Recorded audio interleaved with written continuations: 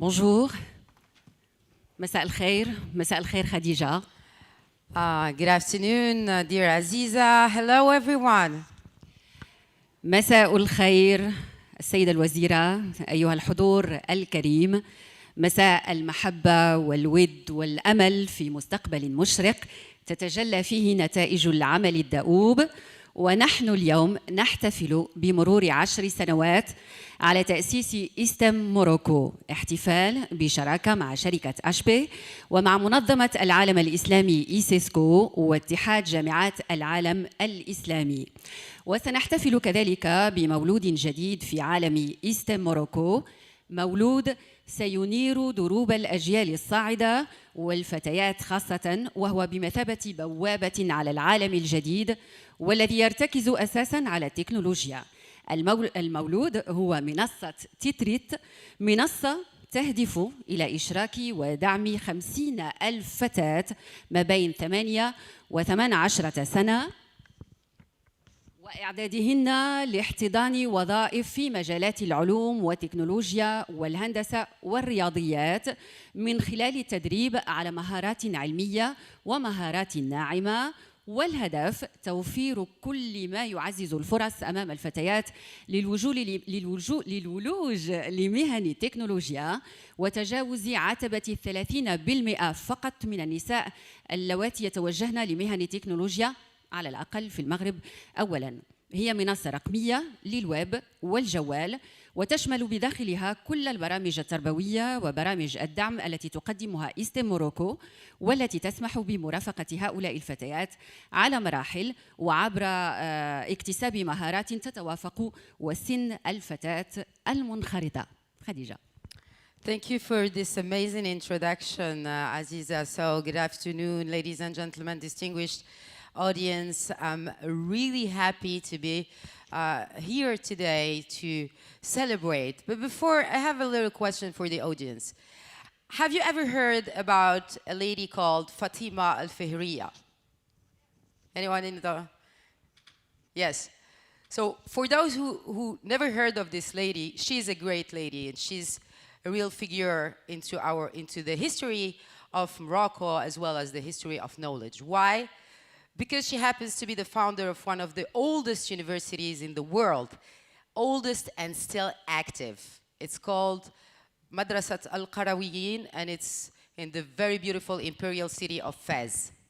So that means that women here in Morocco have played a huge role into the knowledge sphere, as we are here in this beautiful venue that represents knowledge in the Islamic world. But as a matter of fact, knowledge has been something really anchored in the Moroccan history. So today is a celebration for the 10th anniversary of eSTEM Morocco, who made it to the top 4% of NGOs worldwide that got selected to represent Morocco in the first edition of the prestigious Aspen Institute Digital Equity Accelerator. So today, a star is born. Just in case you didn't know it yet, Titrit, in the Berber language of my dear homeland, that is Sus, means a star, a shining star.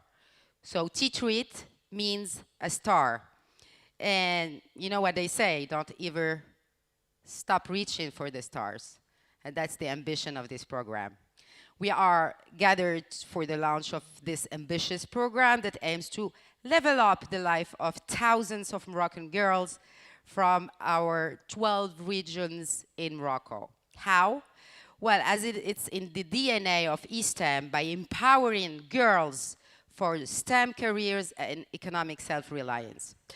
Because, as a matter of fact, only 18% of labor force in Morocco are females. 20 years ago, 30% of jobs were occupied by women. So the things are not clearly evolving in the positive way. And to change this, that's the motto of eSTEM, to launch a digital platform that brings together mentors, entrepreneurs, and mentees. So the ambition is set. And let me just give you a concrete example so that you have an image of how it will work.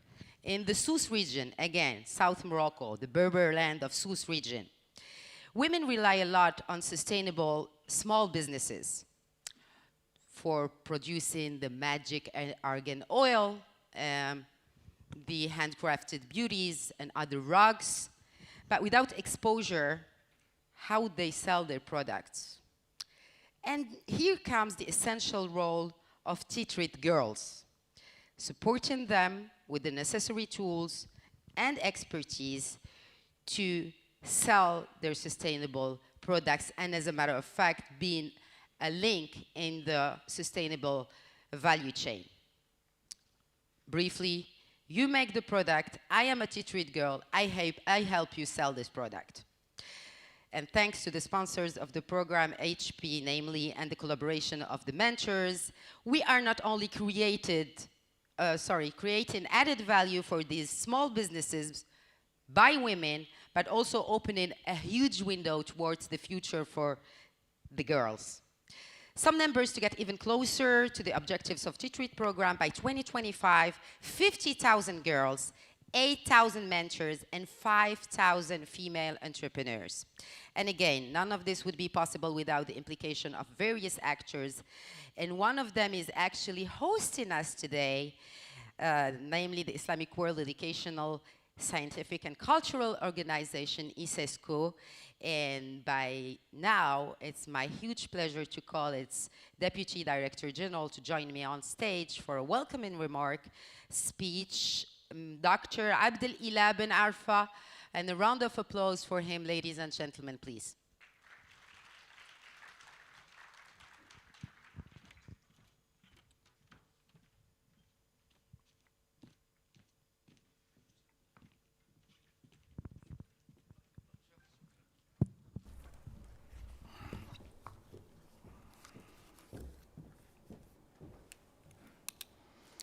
بسم الله الرحمن الرحيم. الحمد لله والصلاة والسلام على مولانا رسول الله. معالي السيدة الوزيرة عواطف حيار، وزيرة التضامن والإدماج الاجتماعي والأسرة، معالي السادة السفراء وممثلي المنظمات الدولية، أعضاء مبادرة تيك وومن، السيدات والسادة، أيها الحضور الكريم، السلام عليكم ورحمة الله تعالى وبركاته. سألقي هذه الكلمة بإذن الله باللغة الفرنسية نظراً إلى عدد من الحضور الذين لا يتحدثون ربما اللغة العربية. C'est un plaisir pour moi que de vous souhaiter la bienvenue au siège de l'Organisation du monde islamique pour l'éducation, les sciences et la culture. Je suis particulièrement honoré de prendre la parole pour vous transmettre les salutations du directeur général de l'ISESCO, Dr Salim Al-Malik, qui, à l'occasion du lancement de la plateforme digitale Titrit, souhaite le plein succès à cette initiative.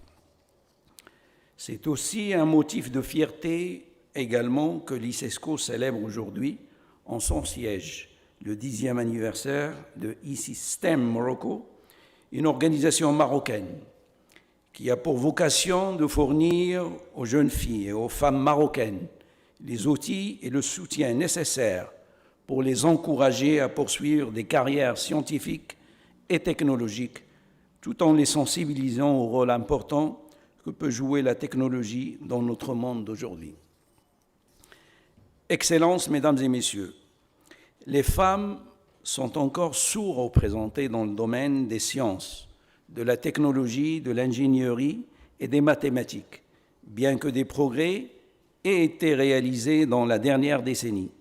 Les femmes restent une minorité dans la sphère du monde des technologies. En effet, seuls 35% des étudiants inscrits dans des domaines d'études liés au STM sont des femmes, et seulement 25% des femmes sont employées dans le secteur de l'informatique. Cette sous-représentation s'explique par un certain nombre de facteurs, notamment liés aux stéréotypes, à la discrimination et au manque de soutien de la part des écoles, des entreprises et surtout des familles, qui encouragent beaucoup plus les garçons à entreprendre des études scientifiques et à accéder aux filières scientifiques dans les universités que les filles. L'Organisation du monde islamique pour l'éducation, les sciences et la culture, ISESCO, reconnaît l'importance de la promotion des filles et des femmes dans le domaine STEM et travaille à encourager leur participation et leur contribution dans ces domaines, et ce à travers divers programmes et initiatives. Ainsi, pour y parvenir, l'ISESCO a mis en place plusieurs programmes et initiatives, tels que les programmes de bourse d'études pour les filles et les femmes dans les domaines de la technologie, des ateliers de formation pour les enseignants et les éducateurs pour encourager l'éducation au STEM dans les écoles et universités, ainsi que des campagnes de sensibilisation pour encourager les femmes à poursuivre des carrières scientifiques. En outre, l'ISESCO travaille ainsi à renforcer la participation des femmes dans les domaines des sciences et technologies en promouvant la recherche scientifique, l'innovation et l'entrepreneuriat chez les femmes. En effet, l'ISESCO organise également des conférences pour mettre en avant les femmes dans les domaines des STEM et les encourage à occuper des postes stratégiques dans ce domaine afin de contribuer au développement économique et durable des sociétés. La Fédération des universités du monde islamique, FUMI, partenaire pour l'organisation de cette rencontre, sous l'égide de l'ISESCO, joue un rôle prépondérant dans la préparation des jeunes âgés de 17-18 ans à accéder aux études et aux filières scientifiques, et ce, à travers son large réseau constitué de 416 universités qui permet aux jeunes filles de réaliser des études scientifiques dans les domaines des sciences, de l'ingénierie et des mathématiques. En effet, les étudiantes ont cette opportunité, à travers ce réseau universitaire, d'établir des connexions avec des entreprises, à travers des incubateurs, pour qu'elles puissent émerger dans l'avenir comme tech entrepreneurs et leaders dans le domaine des STEM. Pour sa part, l'ISESCO et la FUMI réaffirment leur disponibilité à accompagner ces jeunes filles dans l'amélioration de leurs performances technologiques et dans leur aspiration future à devenir des leaders dans le monde des sciences et technologies. Je réitère donc encore une fois mes vœux de succès pour le lancement de cette application digitale Titrit, comme ça a été rappelé tout à l'heure, qui veut dire star. نتمنى أن تكون كل النساء وكل الفتيات نجمات متألقات في سماء العلوم والمعارف. والسلام عليكم ورحمة الله تعالى وبركاته.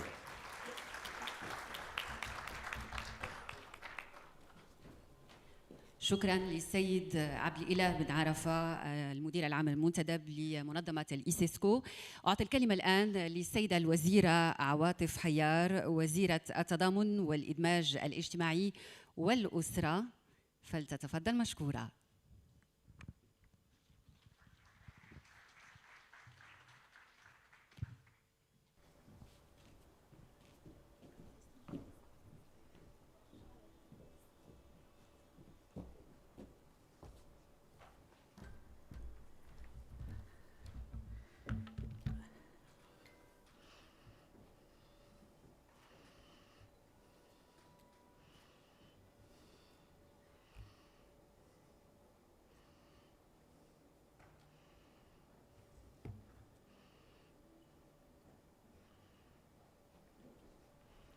بسم الله الرحمن الرحيم والصلاة والسلام على أشرف المرسلين.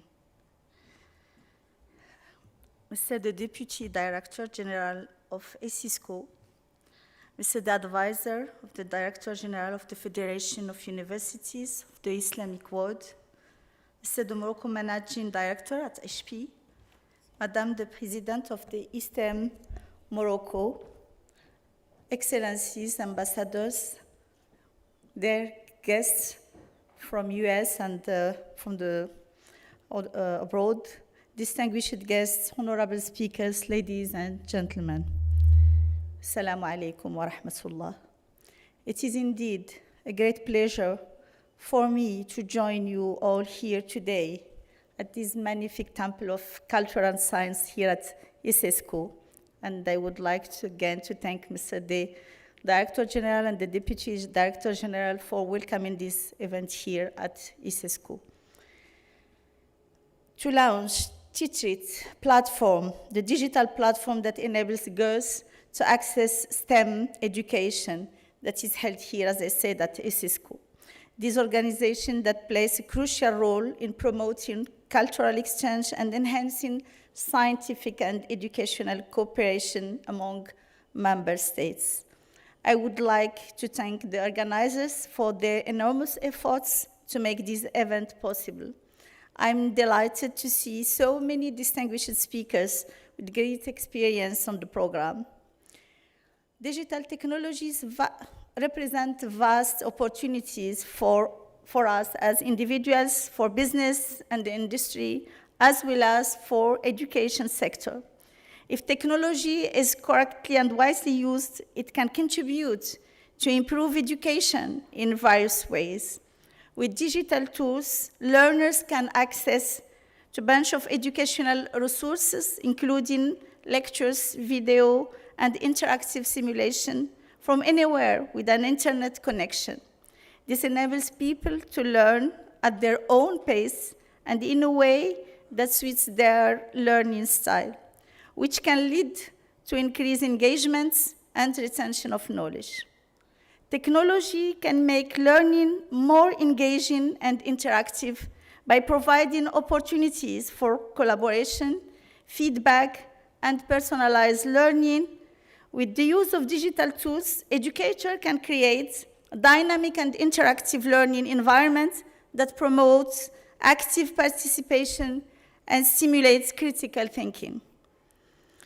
It is also important to note that education is a fundamental human right, and it should not be limited based on gender. However, historically, girls and women have faced significant barriers to access scientific education and pursue careers in STEM, science, technology, and engineering, and math fields. The US Bureau of Labor Statistics reported that in 2020, that women are significantly underrepresented in the science, technology, engineering, and math STEM workforce, accounting for only 28% of total. But let me confess here that here in Morocco, we have the opposite. Because in Morocco, we have 42% of engineers are female, which is higher than what you have in US and also in other countries. Here we have women and girls that they are very, in universities, they like to follow STEM career. So additionally, accounting for only 28%, as I said, this is statistics from US, but I give the statistics from Morocco. Digital technology have also the potential to bridge this gap and provide equal opportunities for all individuals, regardless of gender or background. At the same time, it is essential to ensure that everyone has access to the technology and resources necessary for distance learning. Bridging the digital divide is crucial in creating an equitable and inclusive education system. Titrit platform is a real example of this digital platform that is a significant step towards promoting gender equity in STEM education and is a testament to the power of technology in education. I would say especially in a rural area, because we have a drop of number of girls in school from the primary education to the high school. We have about 30% drop. So this can, with digital education and distance learning, we can include these girls again in education system, and this is what we are doing with the Ministry of Education and the Ministère Public to register girls in education systems. And we will, this year, we will run an experience of distance learning to bring, I would say, true internet education to girls in a rural area. I would say also that the Ministry of Solidarity, Social Integration and the Family, under the high commandment of His Majesty, the King Mohammed VI, may God assist him, and we know all the great importance that His Majesty is given to women and to women rights promotion. And also the government is working to implement the vision of His Majesty and to strengthen the pillars of what we call the social state. And we have fixed, as government, we have fixed an objective to increase from 20% to 30% the women inclusion in socio-economic environments, because currently either we have, as I said, 42% of engineers, but when we go to the workplace, we don't find these women. So there's a problem, because we need to implement childcare environment, we need to assist them, we need to help the young graduates from the universities so that they can find place where they can leave their kids, etc. So we are working on in the new strategy of the ministry, and I would like to mention here a program that we launched in 2022, which is the e-learning platform that we are targeting to accompany about 36,000 of women, especially women from rural area and women in vulnerable situation.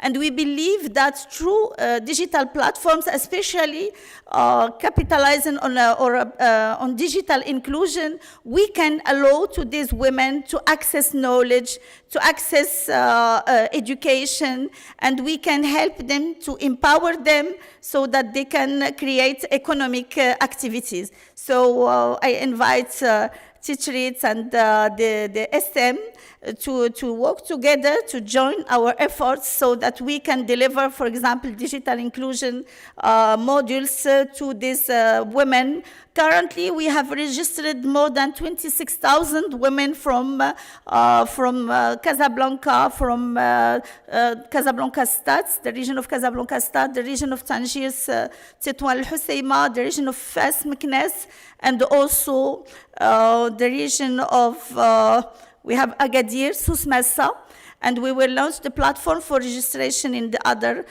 regions. So out of the, I would like also to mention that we have, as a ministry, we are accompanying girls so that they can access to education, as said, in Dar Taliba. So we found the Dar Taliba, and we have more than 1,100 boys and girls in these Dar Taliba means in English, I would say, students, but below the university, high school houses or something like this. So we have 110,000 of girls and boys there, and this can be also opportunity to collaborate in addition to the e-learning platform that I have mentioned before. So the out of these 26,000 women registered in the Temkin wa Riyada platform. Temkin wa Riyada means empowerment and leadership platform. Out of the total of women registered, 26.5% have not received any formal education. Among those who have, 90.8% have completed primary school, 22.8% have attended college, and 16.2% have completed high school. Only 10.2% have had the opportunity to pursue university education, indicating that higher education is still inaccessible for the vast majority of the population. Several training programs, both in person and online, will be provided to the registered women to equip them with the range of soft skills like entrepreneurship, like fundraising. I'm sorry, I broke my voice a few days ago. It's nothing serious, but it's not comfortable. So the training will cover areas such as I said, public speaking, management, communication, marketing, entrepreneurship, fundraising, of which are essential skills for personal and professional development. The goal is to empower the women to take charge of their lives and build successful career while also making a positive impact of their communities. As we celebrate the launch of Titrit, I would like to take this opportunity to recognize the tremendous efforts of the NGOs such as eSTEM Morocco in their dedication to promoting access to STEM education for girls and women in Morocco. I'm inspired by the work they are doing to promote gender equity and STEM education and the role they are playing in creating a more equitable and inclusive world. It is tough their commitment and hard work that we can move toward a more equitable and inclusive world. I urge everyone here today to continue working toward the goal of education for all, but also long life education for all by leveraging the power of technology and collaborating with one with other. We can make education more accessible and equitable for everyone, regardless of their background or circumstance. In conclusion, I want to express my sincere appreciation to everyone who has contributed to the success of this event. Your dedication and hard work have made this event possible, and I am grateful for your commitment and to advancing education and equity through technology. I believe that the discussion and ideas generated at this event will have a significant impact on the future of our girls, and I look forward to seeing the positive change that will come as a result. And as I said before, I also am open to collaborate together to promote digital inclusion in Morocco for girls, but also for boys. But as this is the topic today, for girls' digital inclusion. Let us continue to collaborate and work together to ensure that technology is used in a responsible and ethical way to benefit girls and women everywhere. Once again, I would like to thank you for the invitation, and I wish you a very successful event. Thank you. Assalamu alaikum. Thank you. Thank you, Minister Hayar, for this very inspiring speech and for reminding us of some very important data concerning the number of engineers, of female engineers in our universities. Unfortunately, and as Mrs. Minister Hayar mentioned it, unfortunately, they don't make it to the market, to the marketplace. So I believe she has an appointment, important appointment. So thank you, Mrs. Hayar. And now, ladies and gentlemen, it's again my pleasure to welcome on stage the Communication and Impact Analyst Tech Women Institute of International Education, Mrs. Zaria Gaddafi, ladies and gentlemen.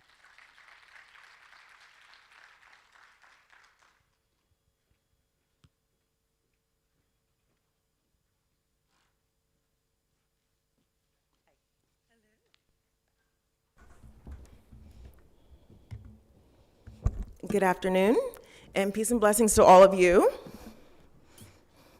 In the year 2013, the Tech Women program had the pleasure to host Nezha Larisi and Salima Kaisi in the United States as emerging leaders from the country of Morocco.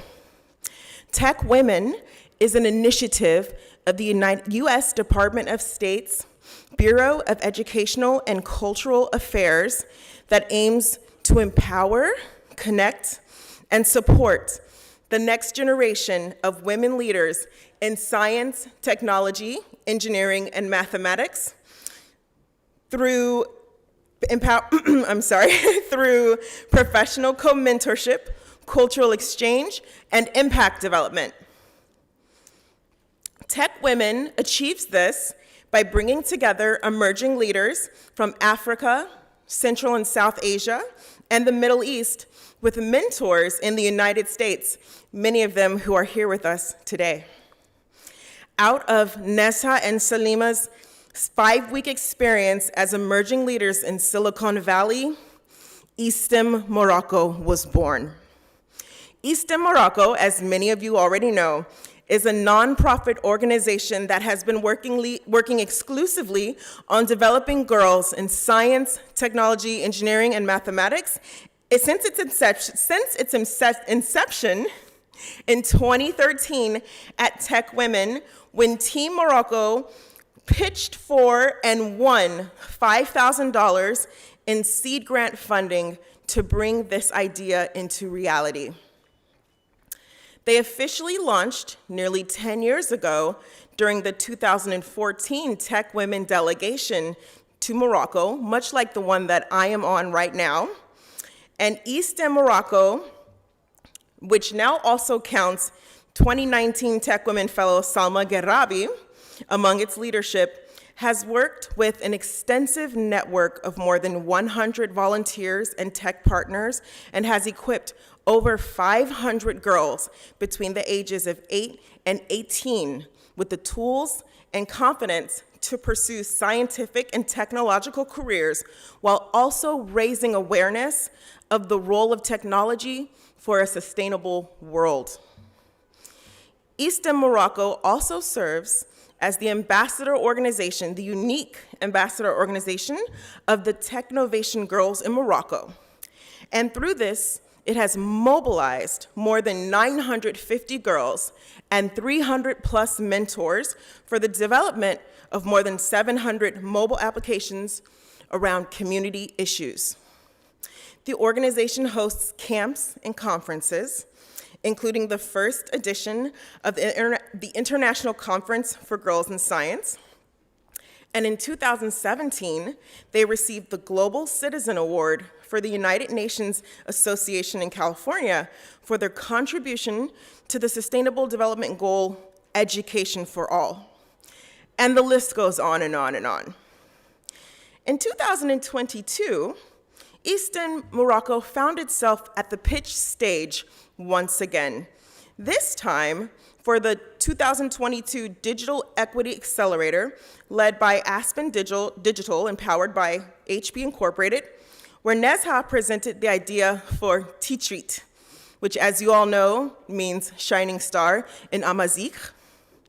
It is a mentorship platform dedicated to engaging 50,000 girls by 2025 in a development process to help them bring their dreams and ambitions to life through digital inclusion. But this time they weren't pitching for $5,000. They were pitching for $100,000, and they won. eSTEM, yes, let's all give it a hand to eSTEM Morocco. eSTEM Morocco was selected among just 7 other organizations globally. And they were awarded the $100,000 US dollar capacity building grant, another $100,000 worth of technology and hardware provided by HP, and access to a global network of experts in social impact, media, and tech. Today, Tech Women and our delegation of mentors, U.S. State Department representatives, and team members are honored to have played our part in the journey that has brought all of us here together today in the magnificent nation of Morocco for today's launch of the groundbreaking platform Titrit. And we proudly stand beside our own shining stars, Nezha, Salima, and Salma, as they give rise to many young stars to come. Thank you.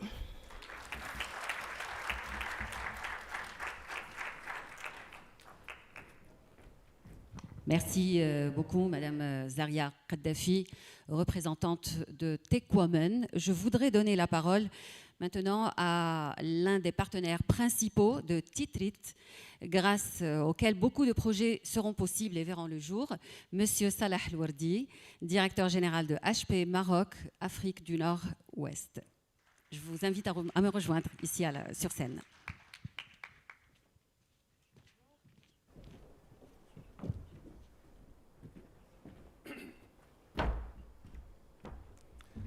Bonjour. Tout d'abord, je voudrais remercier Nezha, ma chère Nezha, de nous avoir donné l'opportunité, nous, HP, d'être embarqués dans cette belle aventure dont nous n'avons même pas soupçonné les rebondissements quand on a commencé les discussions il y a quelques mois. Tout le monde connaît HP à travers sa marque, à travers ses produits, ses solutions, à travers sa mission qui est concevoir et créer des solutions qui impactent le progrès de l'humanité dans différents domaines, dont notamment l'éducation et l'accès au digital. Mais peu connaissent HP en tant qu'entreprise citoyenne, et c'est ce que nous efforçons de promouvoir tous les jours que Dieu fait. Et en tant que citoyens marocains, nous efforçons de promouvoir le côté citoyen de HP et son impact sur la société marocaine. Je voudrais juste faire un petit rappel, juste pour rappeler pourquoi on est embarqué dans cette aventure ensemble avec eSTEM.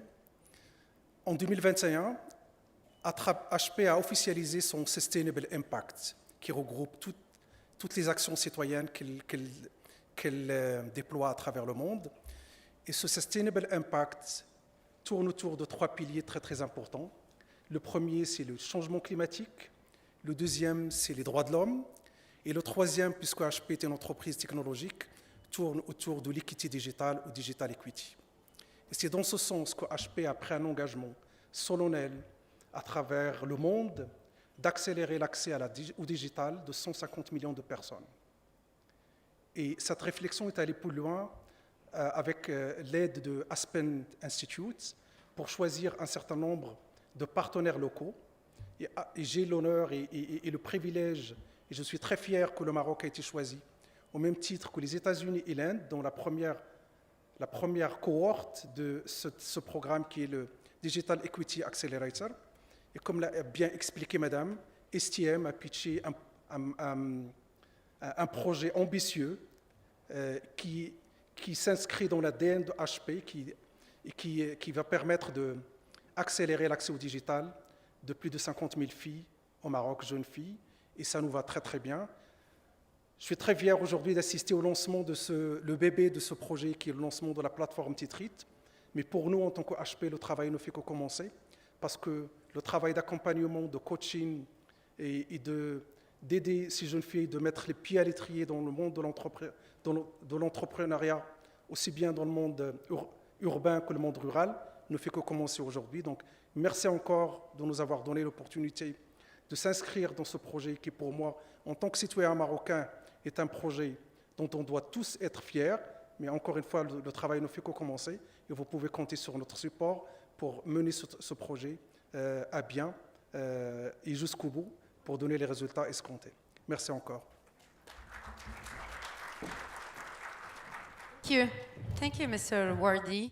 So for the non-French speakers, I'll just summarize what have been said by Mr. Wardi concerning the contribution of HP, the company he's representing today, and how this would have not be possible if there wasn't an ambition, if there wasn't an NGO behind, and if they weren't harassing. No, I'm just kidding. Like, they have, what I mean by harassing, like really going after sponsors and any actor that can help the actions of such an NGO. So we've heard from the public sector by the ministry in charge of family and social solidarity, social insertion and family. We've heard from the representative of tech women, and we've heard from the private sector. Last but by no means least, ladies and gentlemen, let's hear from one of the ladies behind this beautiful project, Nezha Lahrisi, to join me on stage. And we really can applaud her because she's doing a fabulous job. And she's a role model for all of us Moroccan women. Thank you. The floor is yours. Thank you very much, Khadija. Bismillah ar-Rahman ar-Rahim. Your Excellency, Minister of Solidarity, who just had to leave us, the Deputy General of ICISCO that we thank for hosting us today, Mr. the President of the Federation of Universities of the Islamic World,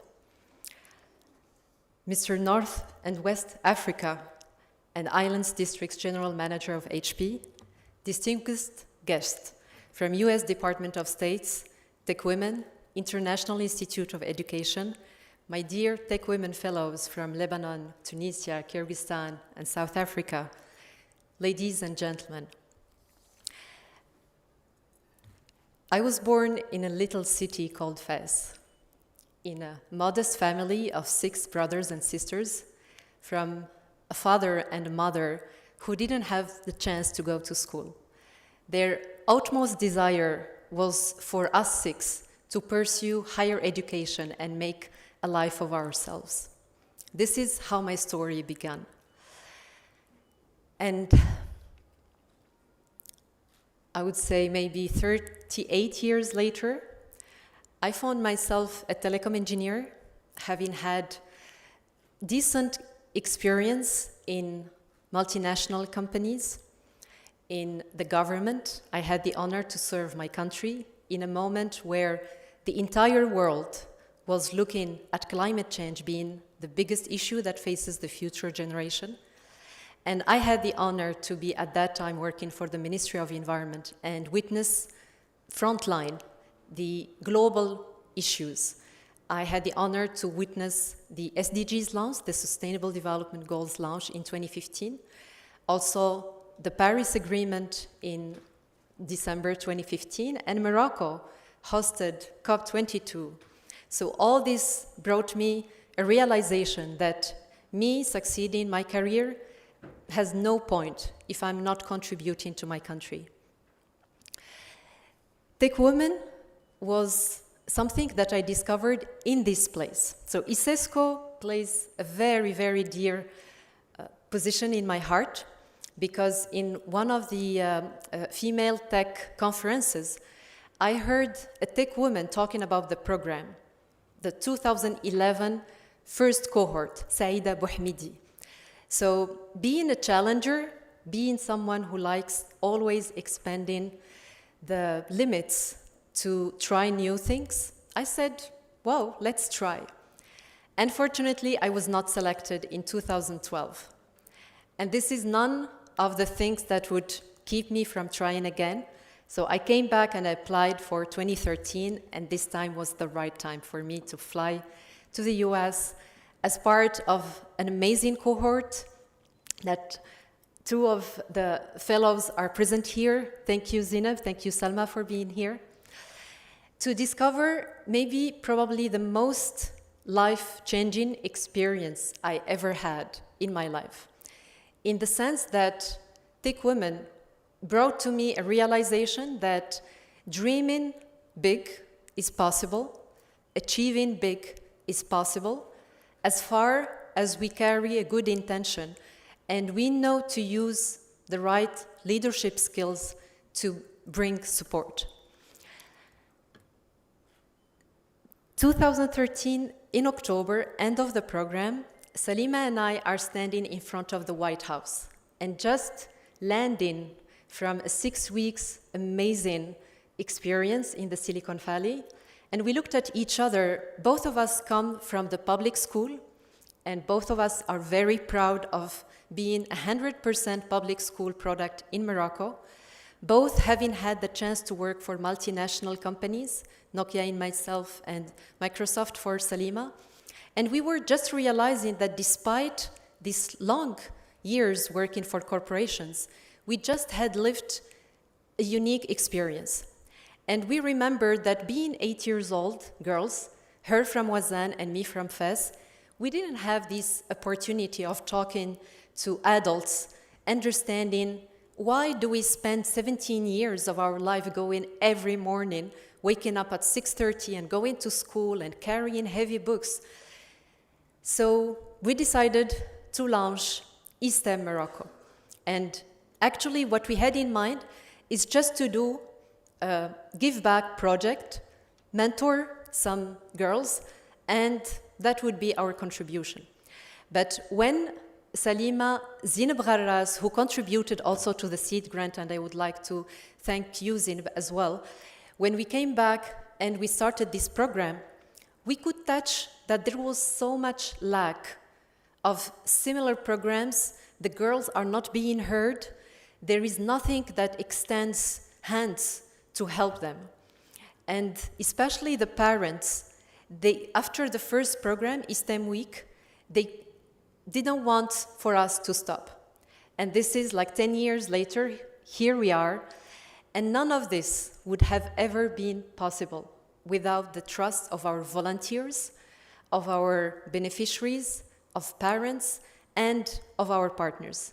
So I stand today here before you in deep humbleness and gratitude, because each person, each partner, each organization I encountered in my life are bringing support, are willingly offering amenities. And I would like particularly to thank very special people that have been there in very difficult moments.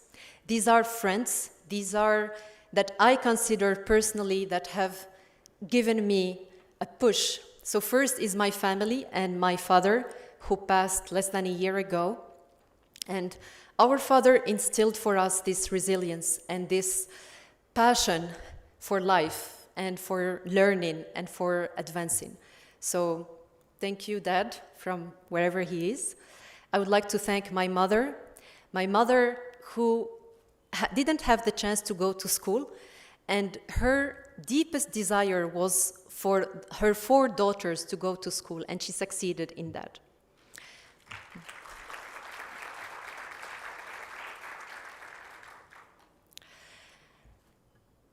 I wouldn't venture in citing additional names. I would just recognize that being the 5th sister in a family of 6 is a challenge, because you have so much competition. And today, my brother Mustafa and my sister Lubna are with me, and this makes the world for me, for them to come and witness this work, because they never have a chance to see me engaged in many family activities, because I'm all the time working. So it's very dear to my heart that they are here today to witness that we are doing this for a greater cause, for more girls like Sarah that you will hear today, like Shaima, like Nusayba, like Ikram. These little girls between the age of 8 and 18, they are full of hope. And the least we can do as adults, having been there one time of our life, is to extend our hand. And the rest is just a detail. So we thought of Titrit as not only a technology platform, but also as an innovative social model. We want to put the girl at the center of our concern. And Her Excellency, the Minister, put it very well. Today, we have the new vision of Morocco by 2035, the new development model, which sets female labor activity rate as part of the 15 indicators for the development of our country. And it's no secret on anybody that women not being part of the active life is a missed economic opportunity for our country. We want to bring our little contribution to this national effort by starting to inspire girls since the age of 8, for them to understand how would the future look like, what are technology possibilities, how can they work from their home and yet serve companies outside of Morocco. So today, it's a celebration for us, and it's also the born of the star, and also it's an invitation for hope and positivity. All together, if we put our efforts in the way that we propose, which is Titrit model, putting the girl at the center and bringing the resources she needs, I hope in 2035, when my country expects to see 45% of the labor rate being female, would be a reality and not just a dream. Thank you very much. Thank you. Thank you, Nezha.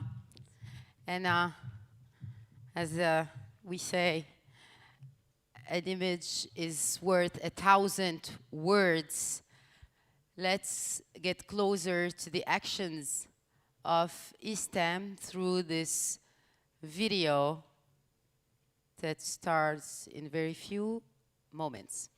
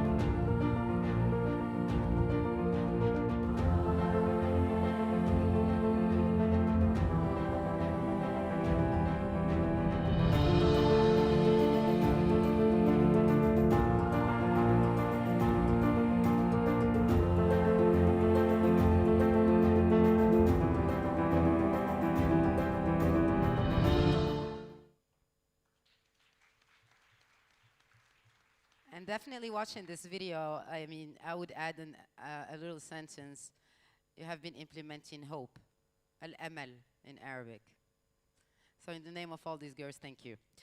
Well, so as Nezha mentioned, we are also here to discuss some issues about the future, and the future starts now, and especially in the labor market, and especially the tech labor market, with the huge transformations that are happening and that will happen certainly in the future, in the near future.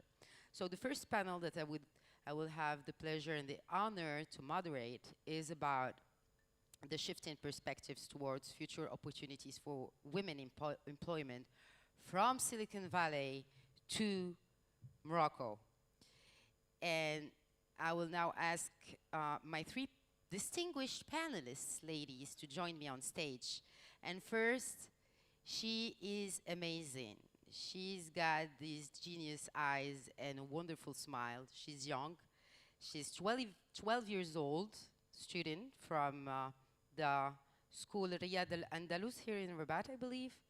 Her name is Sarah El-Bouri. Sarah? Where are you? Sarah? Where is she? Okay. Okay, I will proceed with the next panelists that happen to be two members from the US tech company delegations visiting Morocco. Mrs. Radhika Damse, senior software engineer at Meta. You can applause her, she's joining me. And Samantha Ranier from Ranier Consulting. Please, would you join? Thank you.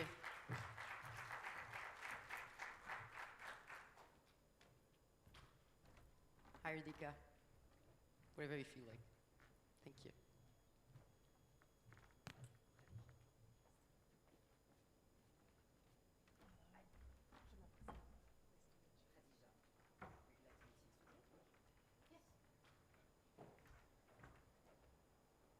So just a brief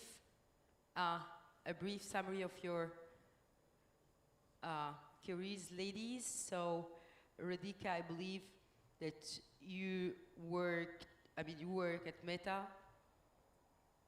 Facebook before, right? Here you go, the mic is on.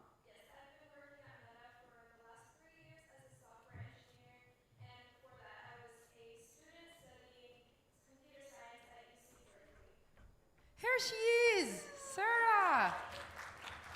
Hi. Yes, and you were originally introduced to tech women through your mama, right? Yes, that's right. My mother has been part of tech women for over 10 years now, so Wow. I've been hearing about this organization since I was in high school, potentially earlier. So I always saw all the events she got to attend, all the people she got to meet, and that just seemed so inspiring to me, and I wanted to take part in it myself. I always had the plan to join Tech Women as soon as I could.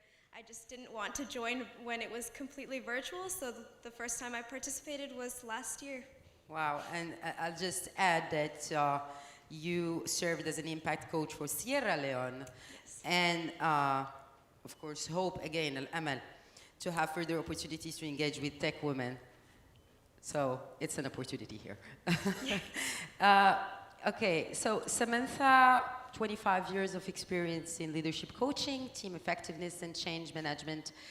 And you are currently the president of the board of Daraja Education Fund and volunteers regularly, you volunteer regularly with the administration, teachers and students at Daraja Academy, which is in Kenya. In Kenya, yes. Yeah. Okay. So we certainly have a lot to learn from you and get some insights from your experience in Kenya, and maybe to inspire, because it's all about inspiration and hope. So I was mentioning something, and Sarah, of course, Sarah Bourdi, who joined us. So I was mentioning this huge shift that is happening right now in the tech labor market, and the transformation, the digital transformation, thanks to the AI and all the techniques and digital innovation. However, and it's been mentioned, the numbers are really bad. I mean, not really good. Like a quarter of the labor force in tech are women. So the kind of questions we try to answer within this discussion is about, of course, the opportunities and how to make women see themselves and free themselves from the social pressures, to better understand the balance between private and professional life. Because as a matter of fact, we have 42% of engineer students that happen to be girls, but they don't make it to the marketplace. And they don't work with their diplomas because they get married or whatever other reasons. So my first question, ladies, why? What are the drivers behind the inequality and the insufficient exposure to technology? I mean, is it like, does it come from the young age, or is it after? I mean, given your experience. I'll start with you, Radhika.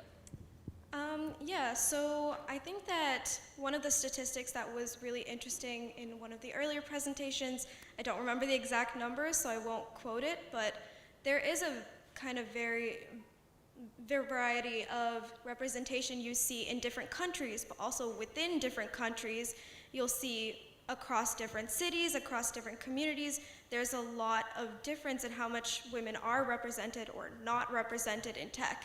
And so I think the way that I try to look at it and try to see where this problem is coming from is see which communities are succeeding and have better representation, what they're doing differently. So I'll pull from my own experience and say I did grow up in Silicon Valley, where a lot of the workforce is going directly into tech. So when I was in high school, it was pretty evenly split, 50-50 girls and boys in my computer science classes. But as I moved into college, I saw that that wasn't exactly the case. So in my community personally, I saw there was a lot of encouragement from the early age, like from elementary school, middle school, high school, for girls to engage in STEM, to get more involved in STEM. And I also saw a lot of women prominent in the tech field. So, I mean, I have family members in the tech field, and that to me was inspiring. It never seemed to me like something I couldn't do. I always saw there's so many women in tech, or so many women around me in tech. So it was a lot about the surroundings, and that's something that isn't present in all communities. So the things that help with that, or like helped me with that, is organizations like Girls Who Code and now Tech Women. So I feel that what makes a difference is having this encouragement from the early age, which we need to figure out how to bring that to all communities so we have that good representation in all communities. So things like eSTEM and Tech Girls, Girls Who Code, they'll really help bring that to a better balance. Yeah, it's kind of like it's another family environment, like family between quotes, that makes, that inspire. But how about your experience in Kenya, Samantha? And are the numbers different from the US? What is? So I do work with a school in Kenya. Yeah. I am a leadership coach and team effectiveness coach for women and men across the world. And I've worked with tech women since 2016. So when I think about not just Kenya, but I think about globally, I mean, Radhika said it so well. To add on to that, one of the things that I might say in terms of there are not enough role models in leadership positions in the companies that are tech-based. And so, while we have people in computer science, and we have people in engineering, we have people in math, through college, through university, and even when they get to the workforce, they look around. And who do they see? Do they see anyone that looks like them? And unfortunately, they frequently do not, which makes it harder. So, what I would say is, from a solutions perspective, it takes time.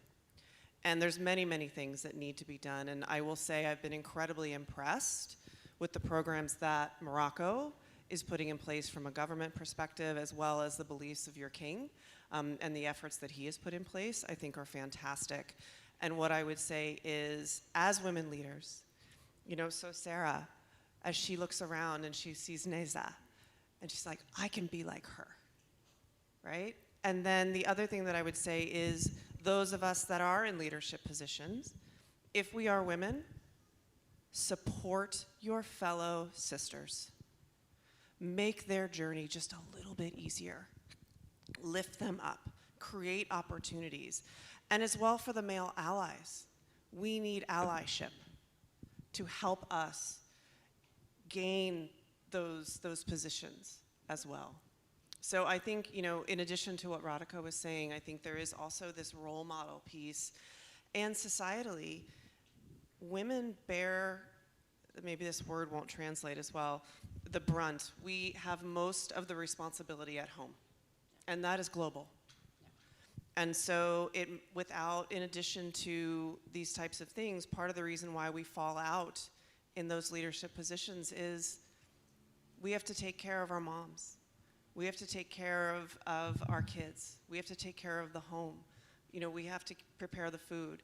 And so as Minister Nayar talked about, how do we create programs for childcare? How do we also help women build cadres of mentors? How do we help them ask for help? As women, we are not great at that. Would anyone agree with me? Yes. So I won't go on anymore, but I think those are a lot of the things, the role models, the advocacy, the support, and the programs that support around it that make it easier to be in those positions. And it takes time, right? Oh, it takes time. Yeah. I wish it could happen in a day, and if it could happen in a day, it would have already happened. It could. And we would have made it happen. Okay, maybe we give the mic to Sarah just to hear maybe about her expectations. And maybe, no, you know what? Who's your role model today, Sarah? I wonder, there are a lot of people I want to be like my friend here present with me, Neza Larisi, and also my dad, because when I grow up, I want to be a CEO and have my own company with my own employees and be like the one boss there to... I want to be like a really bossy girl. I want to work a lot for everything I own. I want to achieve my dreams. I want everything I expect to be true. And when I want to help other women, like other girls around the world, maybe here in Morocco, because some families are too poor to afford school or everything. So I want to like help to get them supplies and get them like the money to go to school and everything.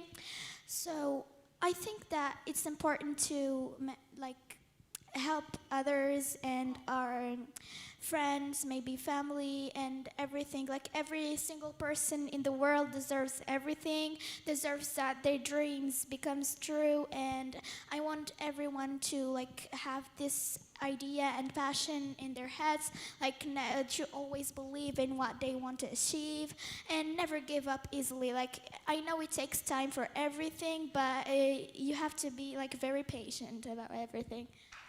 Oh my God, so nice. Beautiful. And do you expect to create your company and to be this CEO of a company in tech or engineering? What is the field that you are keen into, you prefer What is the field you prefer to I'm work still in? thinking about what I'm gonna do, but for the yes, of course, I'm still in middle school. I have studies and everything, and I don't really think about that right now. My number one dream is to become someone really important in our society, and to be like the someone's idol or something, like to inspire people, maybe from families and all, and I want to be someone special. I know. Thank you so much. I am special and unique, and everyone should think that like you are unique, you are special, you are anyone doesn't define you. You define your own personality, and I want everyone to believe in themselves. Wow. I don't think we still got something to say after what she just said, right? It's gonna be, yeah, mic drop, exactly. Thanks, Samantha. Thank you, Sarah. Really beautiful. Like, I'm sure you're already inspiring a lot of girls around you. Thank you. You're a leader. You're a girl today and a leader today. Already a leader, not a leader of tomorrow, and certainly for tomorrow. Okay, let's get back to this issue of the opportunities today. I mean, I was talking about this shift happening in the tech labor force. Things are really evolving very fast. So what are the opportunities given this huge transformation? Radhika. Do you mean opportunities specifically for women? Yes, or for sure. everyone? I mean, let's say opportunities globally, and especially that, I mean, there are jobs, we don't even know about the jobs of tomorrow, you know. So what are the opportunities to maybe target today? For of course, men and women. We're not discriminating anyone here. But like globally and especially for girls. Yeah, I think even just within the realm of technology, technology has come so far, and there's so many new things you can do with it, which also opens up the platform for everyone to start creating their own businesses, like Sarah would like to. And there are a lot of tools that you can start with just in your own home. Like everyone can create a mobile app from scratch by themselves and build a business that way, or build a website or web app, as we are launching today. So there is just so much opportunity in technology to, even if it's not a tech-based business, you can build a textile business and use web apps or mobile apps as a platform to sell those. So I would say those are the opportunities we could target. I mean, what about I'm not going to call it a threat, but somehow it is, some people see it as a threat, namely the AI. Is it a threat for the future jobs? Because people are getting really worried about this revolution of AI. Yeah, that's especially that, you know, creating a website. I mean, AI can do it, and so why should we need someone to do it? Yeah, absolutely. Some human to do it. That's a great point, and I think that opens so much more space for creativity. If you don't have to spend all your time and effort creating a website, then you can innovate so much more. Like, for example, there's this entire vision that was had for eSTEM and for any kind of web app that happens, and you have to spend a lot of time developing that. But if you don't, and you can just focus on the vision, you can deliver that so much faster, drive the impact so much faster. So I think people maybe need to shift the way that they think about that AI and think of it as a helpful tool, so you can spend your time doing more important things and doing a lot more things. Especially some things that cannot be done by a machine or by AI, right? Okay, so, I mean, Samantha, you said it's going to take a lot of time to change the mentalities and the mindsets, especially given especially, I'm talking about managing positions. So what are the feedbacks you get from the people you work with? Feedbacks in terms of? In terms of reaching those positions, and why are not women handling those kind of high positions, especially in the tech field? Yeah, so in my world of coaching and you know all over the world, and it's in some ways sad, it is universal. You know, what I see often is there is either an inability or a fear of advocating for yourself and being comfortable with self-promotion. And I understand, I was actually talking with someone this morning about, you know, in Arabic culture, about saying we versus I. And, you know, and it's one of those things that as women, we are naturally community-based. And we tend to think in terms of we, right? Because we understand that we don't, even though we are superhuman ourselves, we still understand the importance of community. And we don't want to brag. We don't want to boast. Here's the thing. We are a product. If we don't market ourselves, no one will know about our product. And I need us, what I think is really important to remember, and I love hearing you speak, right? You are special. You are a leader. You are inspiring. I am inspired by you. And I asked Sarah if I could work for her. You know, it is not bragging if it is based in fact. Yeah. And the other thing that I see from just a research perspective, when there are roles, when there are opportunities, women will raise their hand when they know they will not fail. Men will raise their hand because they know they will figure it out and they can be successful. We need to shift our state of mind to be thinking in that way. There's a reason opportunities exist. Opportunities exist to learn. We need to be more comfortable as women with taking risks. And as I mentioned earlier, recognizing that, sort of leaning into that natural belief around community, that we cannot do it ourselves. So if I'm given a job, right, Sarah, if you give me a job, I probably don't have all the answers. But guess what?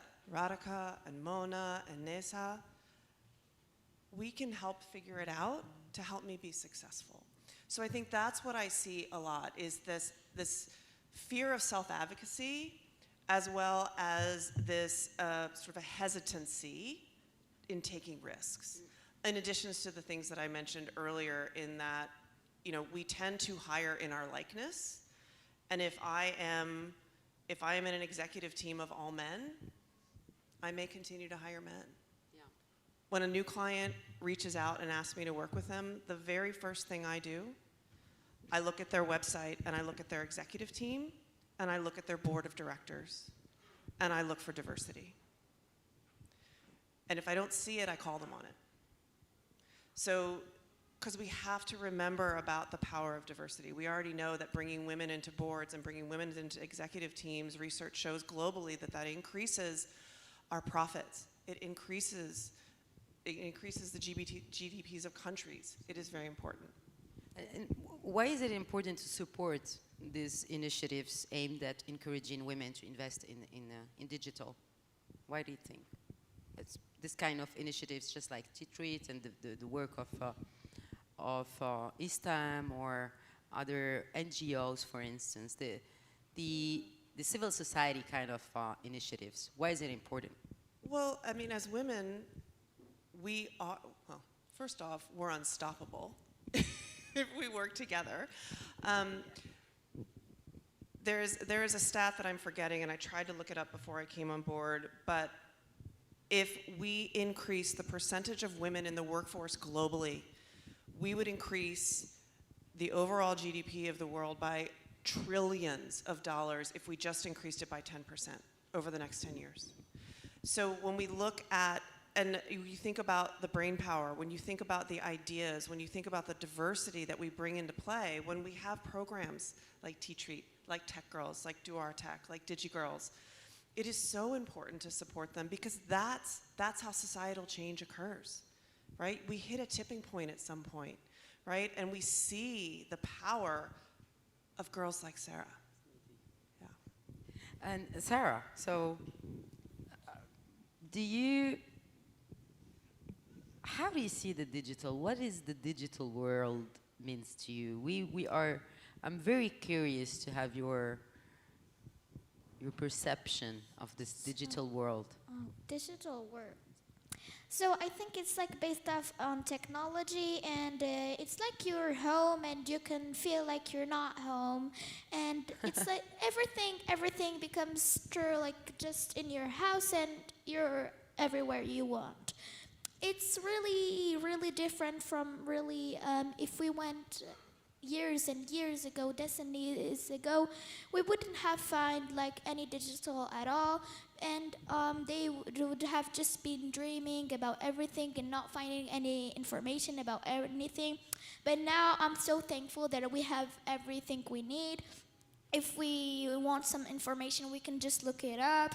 If we need anything, we can find it. So it's really, now it's easier to be successful and all than it used to be, but it still takes time, of course. And so I think that digital is important, and it has its own things, and we have to be like taking part of them in our lives, and saying that we need them or we don't, but we can't rely on them, of course. We only need to rely on ourselves. So they help us a lot nowadays, and I think Great. that, yes, yeah, Great. that digital is great. Just like you are. Okay, my last question to Radhika.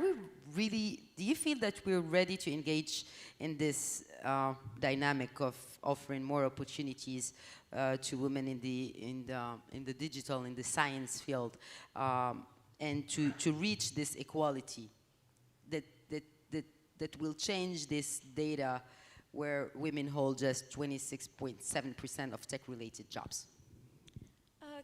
Can you explain more what you mean by the question? What do you mean, are we ready to reach this dynamic? Are we ready to enhance this change, to engage this dynamic of changing, of maybe leveling up this number? Yeah, I would say we have more or less been ready for it for a long time, but actually making it happen, as Sam said multiple times, it takes a lot of time to drive that. And it takes a lot of people participating to drive that. So, well, if everyone bands together, then 100% we're ready. But getting all those people to band together and to help drive that change, it takes time. Yes, sure. Well, I think our time, speaking of time, is over for this conversation. Thank you, Radhika. Thank you, Samantha. And a huge thanks and congratulations and the best to wish you, Sarah. Thank you. You are really special, and you have this idea in your head. And I just want you to pursue your dreams and never stop thinking like that, okay? Elle est extraordinaire. Thank you, ladies. And thank you, Sarah. Yes, we will have a moment later for the group photo. And I will give the floor to my dear Aziza, who's going to join me. Thank you, ladies. Thank you. Merci. Merci, Khadija. Nous allons donc enchaîner avec le deuxième panel. Mais avant, nous allons découvrir Titrit en images. Et avant, je voudrais appeler Nuseiba et Sheima à me rejoindre ici sur scène, qui vont nous raconter à leur manière l'histoire de Titrit. Titrit, c'est le nouveau-né de eSTEM Morocco, mais qui a déjà une histoire. Et donc, nous allons le découvrir tous ensemble. Donc, Sheima et Nuseiba.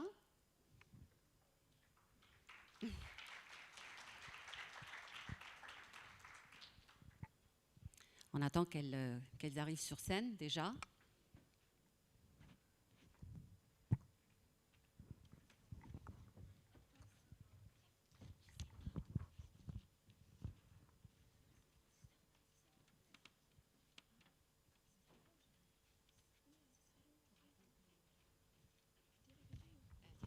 Donc tu restes à côté de moi. Donc je me suis trompée. C'est Sarah et Nusayba qui devaient raconter la vidéo. Voilà, tu restes avec moi, Sarah. Marhaba bik. Donc voilà, on va lancer la vidéo tout de suite.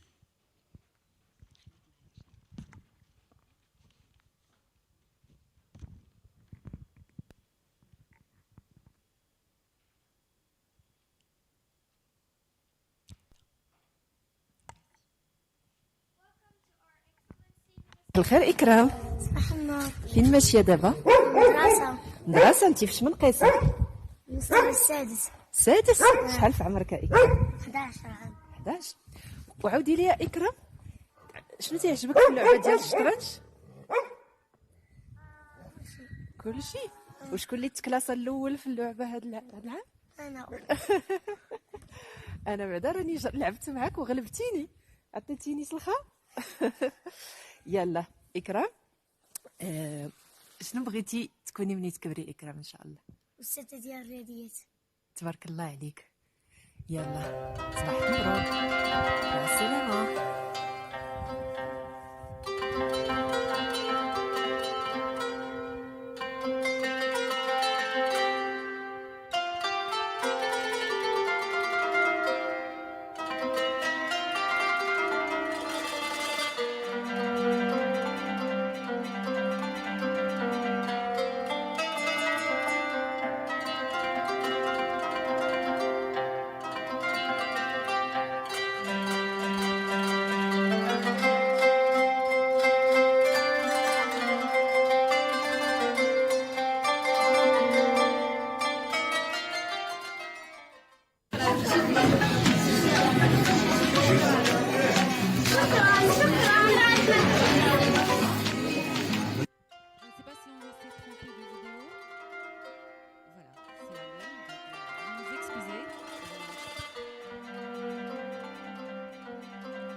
Welcome to our Excellency Minister Hayar. Welcome, Dr. Haley, and our dearest audience from Tech Women delegation from USA. We are happy to introduce you to our beneficents from whole Morocco. Let's take the plane to Bulma.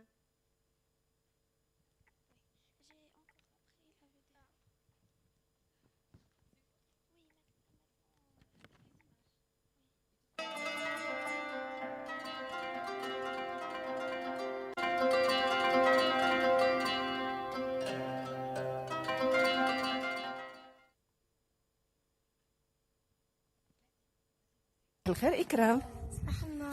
فين ماشية دابا؟ مدرسة. مدرسة أنت فاش من قيسة؟ المستوى السادس. سادس؟ شحال في عمرك يا إكرام؟ 11 عام. 11 وعاودي لي يا إكرام Donc voilà, pour enchaîner, شنو تعجبك في اللعبة ديال de الشطرنج؟ regarder cette vidéo juste après le panel suivant. D'accord. كلشي On va- وشكون اللي تكلاص الأول في اللعبة Voilà, هاد on va العام؟ enchaîner. Donc, أنا. Nusayba, tu peux rejoindre Maya.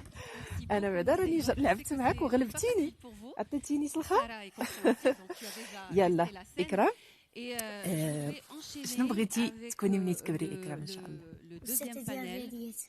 تبارك الله عليك. Et يلا j'invite صباح مبروك مع السلامة. à me rejoindre sur scène. Madame Ikram Briel, elle est directrice de la responsabilité sociale des entreprises. Madame Ikram, voilà, elle arrive. Je voudrais inviter aussi Monsieur Hussein Hannash, secrétaire général de l'association Ma Wanama. Et je garde à mes côtés une autre jeune fille qui va briller aujourd'hui, Sheima Lattar. تفضلي. مرحبا سيدي. تفضلي.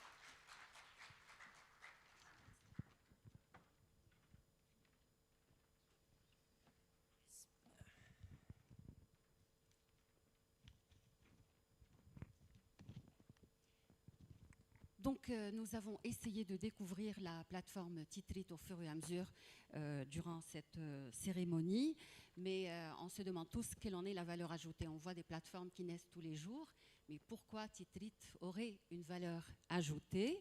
Donc, comme on l'a appris tous cet après-midi, c'est une plateforme numérique inclusive qui vise à embarquer 50 000 jeunes filles dans la science et la technologie. 50 000, ce n'est pas un chiffre anodin, et bien sûr il y a du travail derrière, et il va y avoir beaucoup de travail après aussi, et pour toutes les raisons évoquées dans le premier panel, préparer les générations de filles à embrasser des carrières dans les STEM, l'offre de l'accompagnement concerne aussi les compétences techniques et offre aussi des formations en soft skills nécessaires pour le marché du travail de demain. Donc Titrit s'y prête aujourd'hui. Et je vais poser la première question à vous, Madame Briel.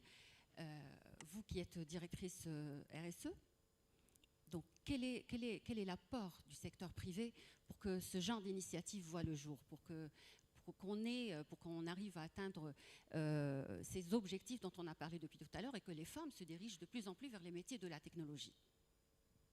Bonsoir, je voudrais d'abord vous dire que je suis vraiment très très heureuse. Merci Enza et à l'équipe de m'avoir fait partager ce magnifique projet et de vivre avec vous ces moments.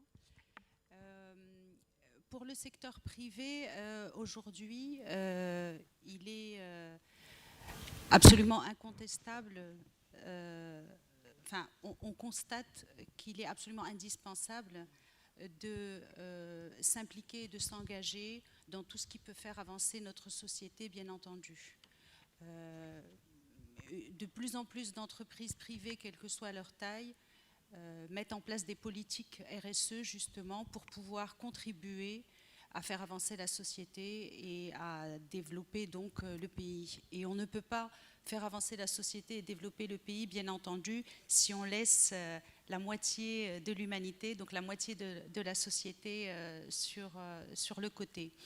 Et donc, tout ce qu'on peut faire aujourd'hui pour encourager les jeunes filles à poursuivre leurs études, à se diriger vers des métiers qui sont des métiers à forte valeur ajoutée et des métiers d'avenir, à aller chercher aussi des jeunes filles, puisque si on rentre un peu plus dans les détails, je partagerai avec vous tous les projets auxquels j'ai eu l'opportunité d'accéder ou que j'ai mis en place dans les différentes entreprises du secteur privé avec lesquelles j'ai collaboré, dans lesquelles j'ai travaillé, d'aller aussi peut-être chercher des jeunes filles, ce qu'on appelle aujourd'hui les NEET, celles qui ont abandonné leurs études et qu'on peut récupérer à travers des formations dans ces secteurs IT en particulier pour leur redonner une chance et leur permettre d'accéder à la vie professionnelle, à un revenu décent et à un avenir professionnel. C'est devenu aujourd'hui une obligation, bien sûr, Absolument. pour toutes les sociétés pour pouvoir contribuer au développement du pays. Je me dirigerai vers vous, Monsieur El Hennache. Je prononce bien votre nom, au moins. Neige, ok. Alors, vous, en tant qu'association, donc, comment vous faites pour aider cette machine à rouler là? Tout le monde parle technologie, tout le monde parle aujourd'hui ces métiers, enfin ces métiers de l'avenir qui remplacent aujourd'hui beaucoup d'autres métiers. On dit qu'il y a des métiers qui vont disparaître et d'autres qui vont les remplacer. Donc, et aujourd'hui, vous, dans votre association, comment vous travaillez pour pousser les filles à penser à ce genre de métier? D'accord. D'abord, je remercie l'association eSTEM pour l'invitation et pour tout le travail qu'on fait ensemble. Je tiens aussi à exprimer mes vifs intérêts de lancer ce projet-là dans cet espace de l'UNESCO. C'est un espace dans beaucoup de signes de la science, de l'éducation, de la culture et aussi de réseautage, d'innovation et ainsi de suite. Je pense que plusieurs dimensions sont ici. Si vous le permettez, d'abord, je donne un bref aperçu sur notre association. Ce qu'il fait, c'est quoi? L'association Ma'wanama, Eau et Développement, c'est une association nationale qui travaille dans les 4 coins du Maroc pour améliorer le taux d'accès de la population rurale à l'eau potable. Ça, c'est notre objectif ultime. On a une stratégie, on a des valeurs, on a une vision. Et je peux dire que nous ne sommes pas les seuls dans ce domaine-là, mais je pense que l'excellence du travail qu'on fait d'une manière bien cadrée, institutionnalisée, ça va permettre d'aller beaucoup loin dans ce sens-là. L'idée, quelle relation entre Ma'ouanama et eSTEM, je pense que ça peut être une longue histoire parce que Madame El Gharissi, c'est aussi, on la considère au sein de l'association comme acteur, une personne active dans l'association, par son partage, son implication et tout ça. Donc, l'association Ma'ouanama a jusqu'à aujourd'hui, c'est une association, on peut dire 2 ans et demi, presque jeune, mais elle a fait un excellent travail. On a presque contribué à l'amélioration, comme je l'ai dit, taux d'accès à l'eau potable à plusieurs communes dans le milieu rural. Et comme vous le savez, la question de la corvée d'eau, c'est une perte, c'est un budgeton que la femme, essentiellement, et aussi les filles, ce fardeau de chercher de l'eau aussi, ça pose un problème. Donc, ce budgeton, nous, on essaye d'assurer une bonne allocation de ce budget-là pour autre chose, c'est parmi les objectifs ultimes de notre association. Jusqu'à aujourd'hui, on peut dire que presque 140 projets qu'on a pu effectuer au niveau du territoire national. Mais l'idée principale, c'est la question de comment cette relation entre Ma'ouanama et l'accès. J'ai dit que l'association a 2 composantes, l'eau, c'est la vie, mais aussi il y a le développement. Et le développement dans ses différentes dimensions. Et quand on dit le développement, on dit le capital humain. Le capital humain avec ses aspects transverses et verticaux. Les transverses, tout ce qui est la dimension genre, la dimension territoriale, la dimension sociale, et aussi tout ce qui est vertical et sectoriel dans plusieurs domaines. Donc, vu notre expérience sur le terrain, on a pu constater que le changement, c'est une question de local. Et donc, bien qu'il y ait des politiques nationales qui contribuent à pas mal d'initiatives de développement, mais le but et le fruit de ce changement, on le voit sur le local. Donc, notre expérience nous a permis de décrocher certaines locomotives de développement et de changement. Et pour cette raison, on a, sur les 140 projets, ça veut dire les 140 douars, on a pu constater qu'il y a des moteurs ou des locomotives de changement sur essentiellement, je pense qu'en 3 sites qu'on a choisis. Le programme a été lancé dans la province de Boulmen et la province de Haouz, et essentiellement la commune de Zraqtan. Et je pense, Ikram, que vous avez vu, c'est de Boulmen. C'est une fille de Boulmen. Et vraiment, c'est une fille, on voit que ses yeux brillent, de l'intelligence, de l'épanouissement, de l'ouverture. Et dans ce sens-là, je pense la contribution au niveau national, ça commence de local. Pourquoi? Parce qu'aujourd'hui, on a pas mal de problèmes en termes de l'activité. Vous le savez bien qu'au Maroc, on a une femme sur 5 qui est active. Et quand je dis active, ça veut dire soit il cherche d'emploi, soit il est actif occupé. Donc la situation est alarmante, vue et en comparaison avec pas mal de pays similaires comparables, des taux qui dépassent 70%, 45%. Le Maroc il est dans une situation, je peux dire, alarmante. Et je pense que ce genre d'initiative, ça va permettre de débloquer et contribuer à améliorer le taux d'activité. Et aussi, comme a dit madame, la question aussi qui pose un grand problème, la question des NEET. Les NEET, c'est not in employment, not in education, not in training. C'est-à-dire, au Maroc, on a 1,7 million de jeunes entre 15 ans et 24 ans qui sont des NEET. Ça veut dire, pour moi, c'est une bombe.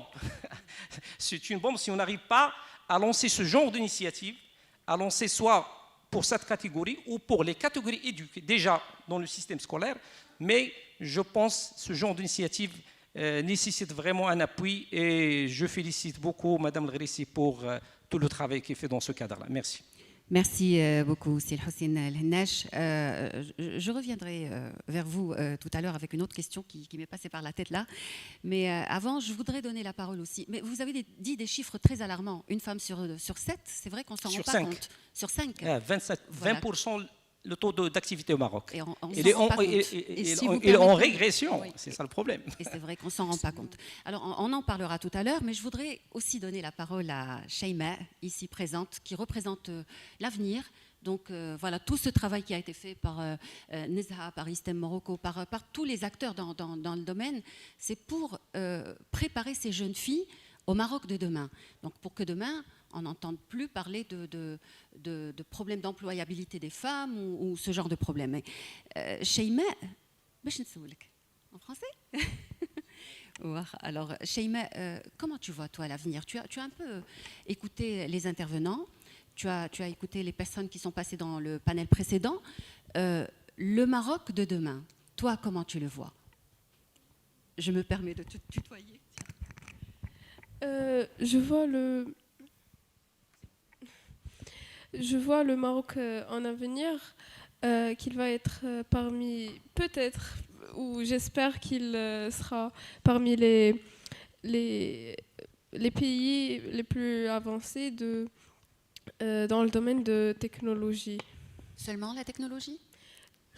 Tous les domaines? Oui, est-ce que tu penses que les jeunes filles de ton âge, quand elles vont bénéficier de ce genre de programme, est-ce que tu penses qu'elles auront plus de chances à réaliser tout ça, à aller vers l'avant, à ne pas subir les mêmes, les mêmes obstacles que les générations précédentes? Tu penses que tu as plus de possibilités, plus de, de marge de rêve devant toi? Oui, parce que comme on voit, longtemps, il n'y avait pas l'accessibilité à l'Internet, peut-être, le web et tout ça. Et ça aide d'avoir accès à Internet, il ne suffit pas d'avoir accès à Internet, mais de savoir manipuler et des fois de savoir créer sur Internet. Et c'est un peu le but de tout ce qui se fait aujourd'hui et de travailler avec. Est-ce que tu penses que en ayant cet accès dont tu parles, en maîtrisant ces outils, en allant vers des métiers de technologie, on pourra avancer plus facilement? Oui, et de plus, il y a plus d'écoles de développement de programmation et de robotique. Du coup, il y a plus de chances pour les filles de développer ce domaine. Leurs compétences dans ce domaine. Oui. Toi aussi, je vais revenir vers toi tout à l'heure, mais là, je me dirige encore une fois vers vous, Madame Briel. Donc, le but de ce panel, c'est de parler des solutions. Comment on peut réaliser tout ce qui a été dit dans le panel précédent, tout ce qui a été la raison pour laquelle nous sommes ici aujourd'hui. Donc, à votre niveau, qu'est-ce qui se fait pour pouvoir arriver à pousser les filles et les femmes vers ce genre de métier? Alors, mon intervention, là, vraiment va être sous forme de partage de choses que j'ai eu l'opportunité de mettre en place, mais je voudrais vraiment insister sur ce que vient de dire monsieur, sur le fait que le taux d'activité des femmes et des jeunes filles est très bas au Maroc et qu'il est en régression sur ces dernières années, ce qui n'est pas normal parce que vu tout l'investissement qui est fait au niveau de l'éducation, qu'elle soit publique ou privée, on ne devrait pas en être là. Et en plus, quand on regarde les chiffres, on a un pourcentage de bachelières plus élevé que de bacheliers. Quand on va vers les écoles d'ingénieurs, on a un pourcentage de filles diplômées plus important que de garçons diplômés. Et donc le fait qu'on ait cette régression au niveau de l'activité des femmes est effectivement quelque chose d'assez qui nous interpelle et en tout cas pour lequel on doit réagir. Alors, compte tenu de tout ça, effectivement, l'entreprise aujourd'hui, privée, quelle que soit sa taille, ne peut pas rester sans agir. La majorité des entreprises, comme j'ai dit aujourd'hui, en tout cas un nombre important d'entreprises s'engagent de plus en plus vers des politiques RSE. Les politiques RSE, donc de responsabilité sociale et sociétale de l'entreprise, sont basées la majorité du temps sur les ODD, les objectifs, les fameux 17 objectifs de développement durable des Nations Unies qui donc a tracé la feuille de route. Et dans cette feuille de route des Nations Unies et dans ces 17 objectifs, il y a l'objectif numéro 4 qui est en relation avec l'éducation, le 5 avec l'égalité entre les sexes, le 10 qui est un objectif de réduction des inégalités et le 17 des partenariats. Donc c'est un petit peu ça dans le groupe où je suis aujourd'hui et dans les groupes dans lesquels j'ai opéré précédemment. C'est un peu ces 4 éléments-là qui sont les piliers de ce que nous mettons en place. Alors, pour le dire très concrètement et partager avec vous des expériences que l'entreprise privée, quelle que soit sa taille et quels que soient les budgets qu'elle peut consacrer à ces sujets-là, et parfois, il y a des actions qui ne demandent pas des budgets très importants, parce que souvent, quand on parle de RSE dans le secteur privé, on nous dit c'est des investissements, c'est des gros budgets, etc. Effectivement, il y a des actions qui demandent des gros budgets, il y en a qui demandent des budgets vraiment minimes, voire pas de budget du tout. Alors, je les ai un peu notés en vrac. Aujourd'hui, par exemple, nous finançons à travers une association en particulier, des bourses pour des étudiants méritants, donc des bacheliers qui ont d'excellentes notes, mais qui sont issus soit d'orphelinats, soit de milieux très défavorisés, et qui, si, comme la jeune Ekram qu'on a vue tout à l'heure, s'il n'y avait pas cette société civile qui encourageait, qui finançait, ne pourraient absolument pas avoir accès aux études. C'est quand même un des premiers freins, quoi qu'on dise. L'accès aux études est souvent limité par les moyens financiers. Donc nous finançons des bourses et nous suivons les jeunes que nous finançons. Alors on donne la priorité toujours et un pourcentage plus élevé aux jeunes filles pour justement aider à contrebalancer un petit peu le fait qu'elles aient moins l'accès à l'école et aux études supérieures. Ça c'est dans le supérieur. Dans les tranches d'âge les plus jeunes, nous finançons aussi la réhabilitation de classes dans le préscolaire pour justement permettre à des toutes petites filles de pouvoir aller à l'école maternelle et d'avoir accès à l'école le plus tôt possible, sachant que toutes les études sur lesquelles on s'est basé pour nous engager dans ces projets-là nous montrent que plus tôt l'enfant est scolarisé, plus il a de chances d'aller loin dans les études, et donc on fait cet effort-là et on cherche à aussi attirer des petites filles dans ces classes de préscolaire. Aujourd'hui, nous avons aussi un rôle de réseautage qui est fondamental. Je suis dans un groupe qui est dans des sociétés de services. Ça veut dire que nous avons des centaines, en tant qu'entreprise, nous avons des centaines de clients, nous avons des fournisseurs, nous avons des partenaires. Et mettre tout simplement à la disposition d'étudiants qui cherchent un stage et puis ensuite à être insérés en entreprise, surtout les étudiants et les étudiantes qui viennent de milieux défavorisés ou de milieux dans le rural dans lequel leur famille et leur entourage n'a pas de relation dans l'entreprise, permet à ces jeunes filles d'avoir une chance d'accéder à l'entreprise, d'accéder à l'emploi et de pouvoir effectivement faire une carrière. Nous proposons également, quand nous devons développer, nous sommes dans le service, mais nous avons des activités informatiques, des départements informatiques qui développent beaucoup d'applicatifs et ça bouge beaucoup dans ce domaine-là. Nous organisons par exemple aussi des concours à destination d'écoles d'ingénieurs pour permettre à des jeunes filles, sous forme de hackathon ou d'autres formes de projets, pour permettre à des jeunes filles de se challenger et de proposer des solutions, de proposer des idées. Et ça les encourage aussi à briller, à oser et à se faire repérer effectivement pour, une fois diplômés, pouvoir accéder plus facilement à l'emploi.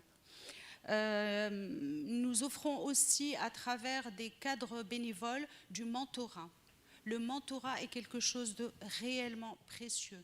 Quand une jeune femme ou une femme plus âgée qui est en entreprise, qui a une carrière, qui est peut-être aussi issue d'un milieu défavorisé à la base et qui montre comment elle a réussi, qu'est-ce qu'elle a fait pour réussir, qui partage sa fierté des actions qu'elle mène et des projets, etc., eh bien, le rôle modèle, il est hyper important.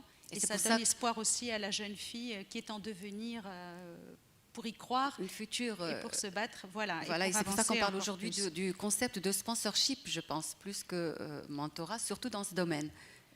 Oui, alors ça dépend. On fait les deux parce que le mentorat, c'est vraiment une aide psychologique, une aide sur le savoir-être, une aide sur comment développer son réseau, etc.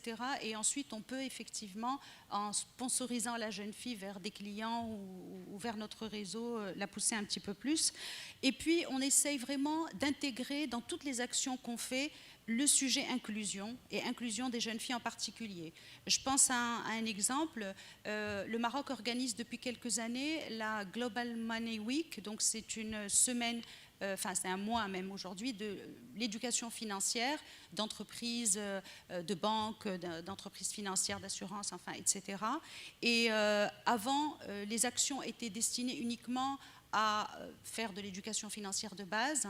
Depuis 2-3 ans, et on a été un peu initiateur, on a rajouté un module sur l'inclusion financière des femmes, comment les inclure, pourquoi c'est important qu'elles aient cette autonomie financière, etc. Voilà, donc il y a plein d'exemples comme ça qui sont assez simples ou plus complexes, mais qu'on peut démultiplier, il n'y a pas de limite.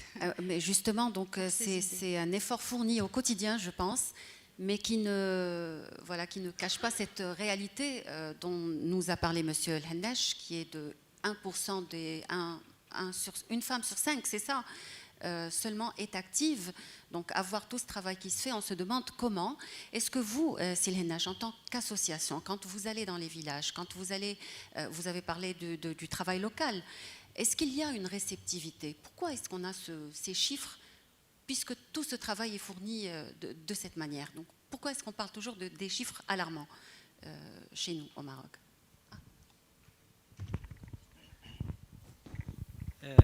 D'accord, je pense que c'est notre réalité. On ne peut pas cacher la situation.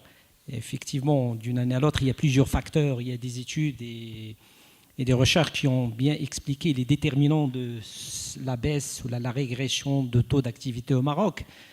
Sont d'ordre culturel, d'ordre économique, social. On peut citer plusieurs études scientifiques et économétriques qui déterminent les facteurs qui impactent le niveau.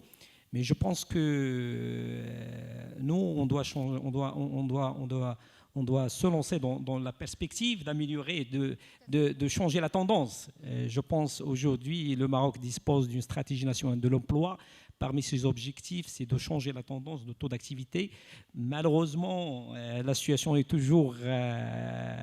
on est dans le statu quo, comme je l'ai dit. Mais pour rester en liaison avec notre association, comme il y a un livre, l'intitulé de ce livre, on dit « Le changement ici et maintenant ». Donc la notion de local, le territorial, le territoire, c'est déterminant dans le changement. Donc parmi ces actions de eSTEM, ça contribue dans le sens, mais ça contribue avec une manière plus efficace. Nous, en tant qu'association, notre rôle, c'est comment assurer un bon ciblage de la population pour assurer ce genre de population qui va bénéficier de ce projet-là, de cette plateforme. Donc oui, on sait bien que le Maroc, il est plein, là où, comme on dit en dialectique, il y a beaucoup d'espaces qu'on peut creuser et assurer le changement, mais le problème c'est comment identifier, c'est ça le défi, comment identifier les porteurs de projets, les porteurs de changement pour réussir ce type de projet. C'est ça le grand défi. Comme je l'ai dit, on a parcouru l'ensemble des douars et des communes, mais pour nous, les facteurs de réussite pour ce genre de projet, on a identifié uniquement 3 localités ou 3 douars. C'est quand même nécessite beaucoup de recherche, nécessite beaucoup de questionnement. Pourquoi? Donc notre rôle en tant qu'association, c'est comment travailler en partenariat avec eSTEM dans le cadre d'identifier la population cible et d'assurer les facteurs de réussite de ce type de changement. C'est ça. Il y a plusieurs initiatives au niveau national, mais en termes d'impact, de suivi, d'évaluation, parfois on n'atteint pas les objectifs et les résultats escomptés. C'est ça.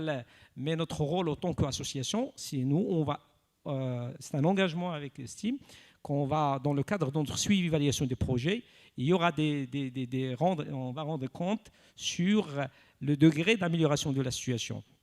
Et donc, pourquoi? Parce que pour nous, en tant qu'association, on sait bien qu'aujourd'hui, la dimension de développement ou la dimension de l'éducation en général, ça ne se limite pas uniquement aux questions de la lecture, l'écriture et le calcul.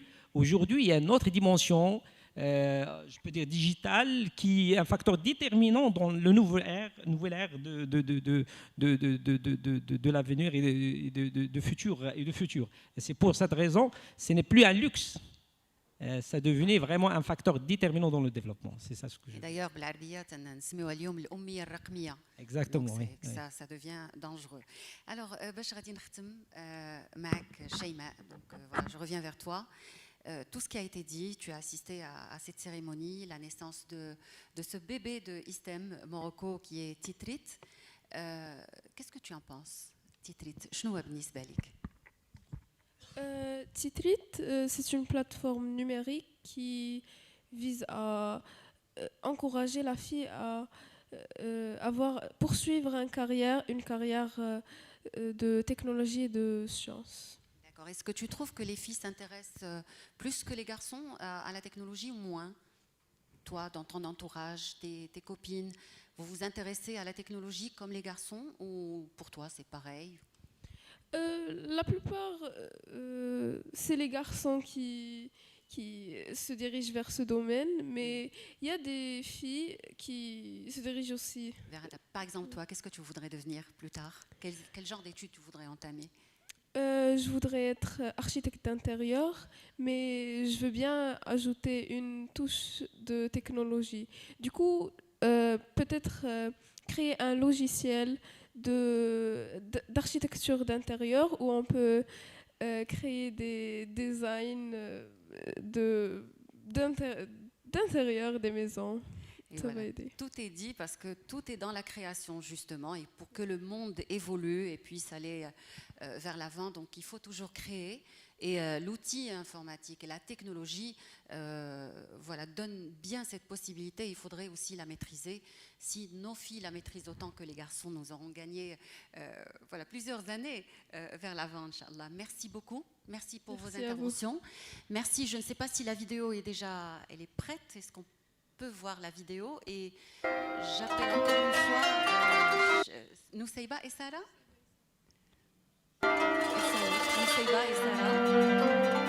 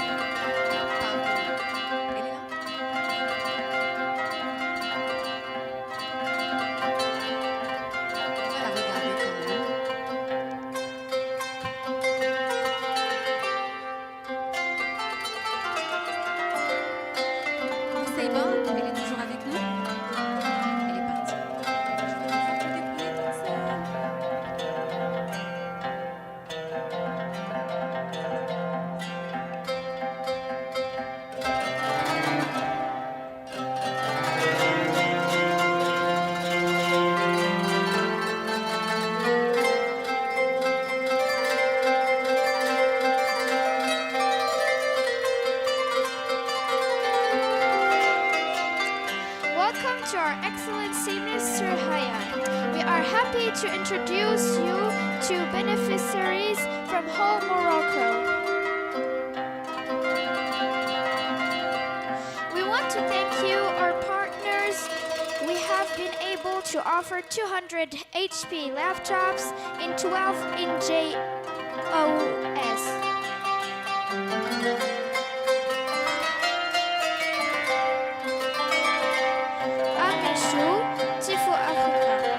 We had the chance to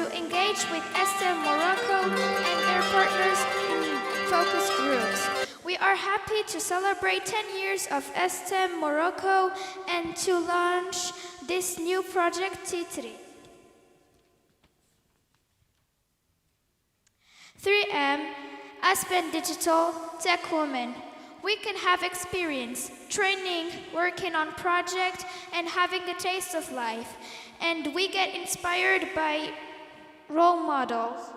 The home is dashboard with a reminder of everything.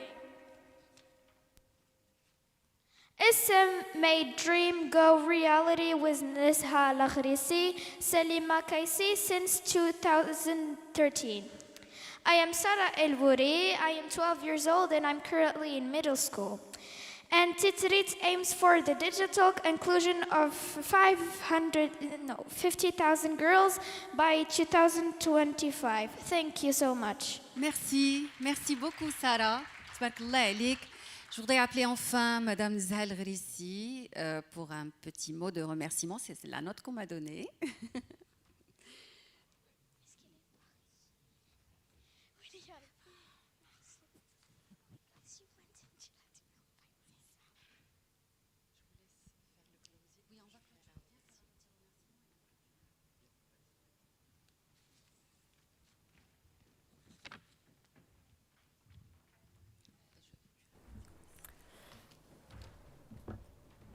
Alors à toute l'audience, merci infiniment. Comme vous avez vu aujourd'hui, nous avons voulu vivre l'expérience Titrit.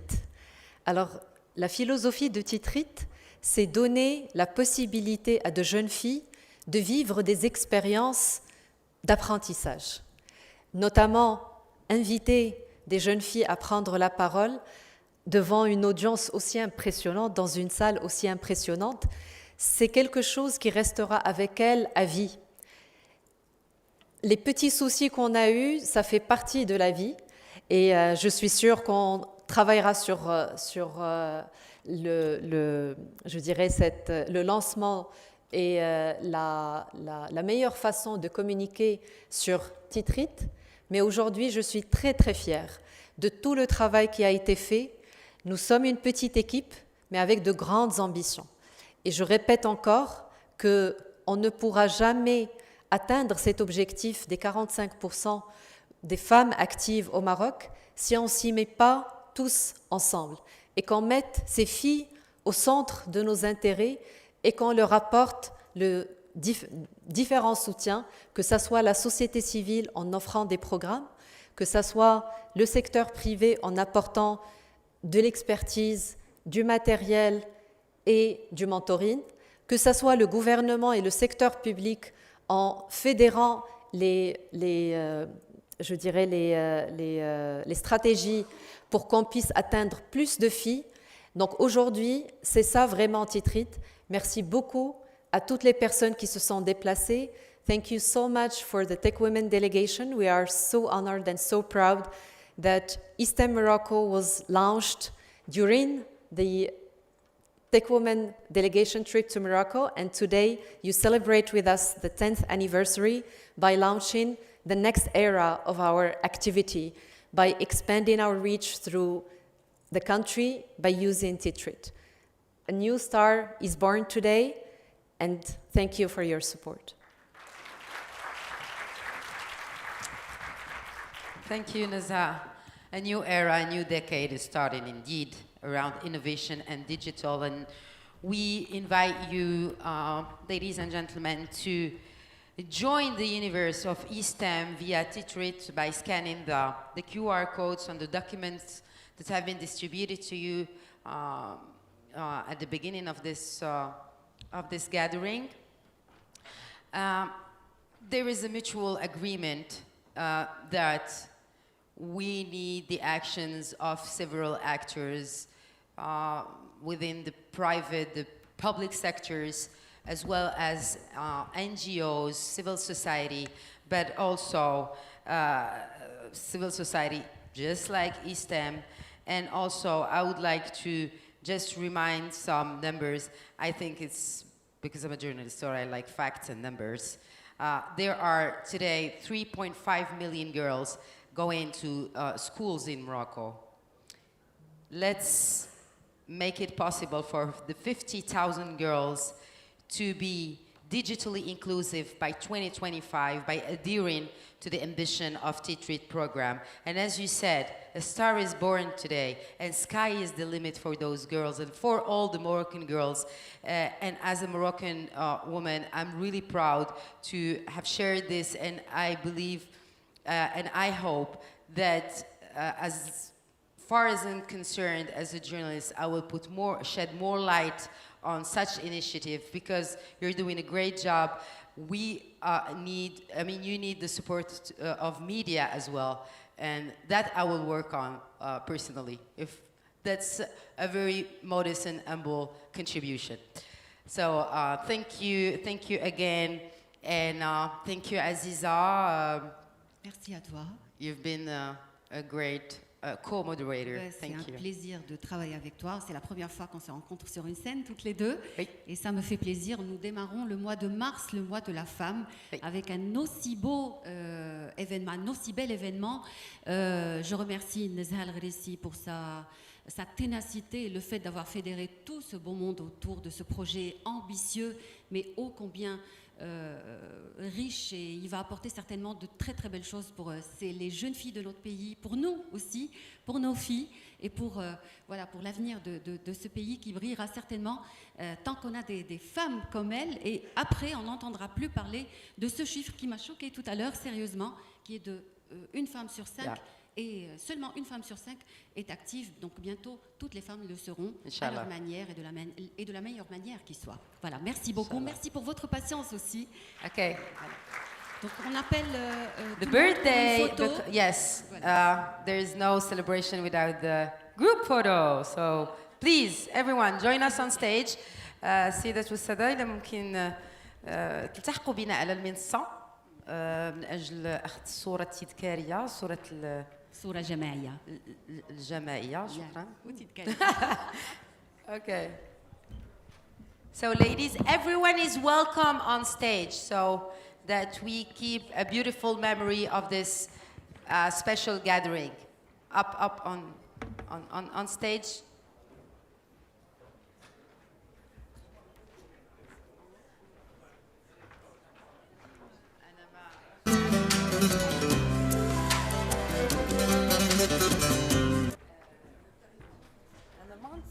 نصوروا انت غنصور معاك مازال انا سلام. Je sais pas صغير.